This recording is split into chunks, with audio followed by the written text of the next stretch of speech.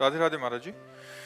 महाराज जी, जैसे मनुष्य मनुष्य शरीर बहुत मुश्किल से मिलता है महाराज, इनका पूरा भाव है कि सत्पुरुषों का संग भी बहुत दुर्लभ है महाराज जी। बट कहते हैं कि सत्पुरुषों के मिलने से पुण्य पुंज खत्म हो जाता है महाराज जी। तो कह रहे हैं कि वो जो कौन किसने कहा?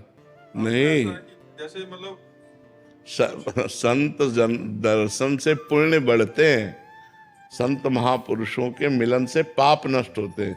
संत दरस जिम पातक टरई, पातकों को पाप का नाश होता है, पुण्य का नाश थोड़ी होता है।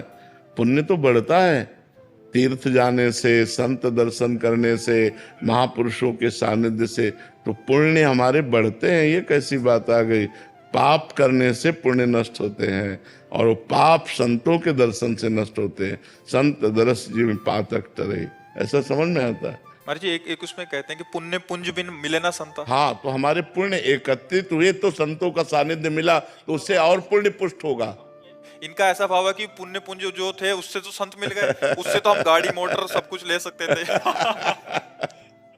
नहीं, वो तो एकत्रित है ही, और पुण्य बन गया, और पुण्य बन गया। ऐसा थोड़ी कि पुण्य नष्ट हो गया, नहीं, बहुत पुण्य एकत्रित हुए अनेक जन्मों के, तब संतों का सानिध्य हुआ, तो उससे वो पुण्य और पुष्ट हो गए और हमारे पुण्य बढ़ गए। अब ऐसे पुण्य बढ़ेंगे जिससे भगवान मिल जाएंगे। संत दर्शन का मतलब है भगवान से मिलने की सूचना।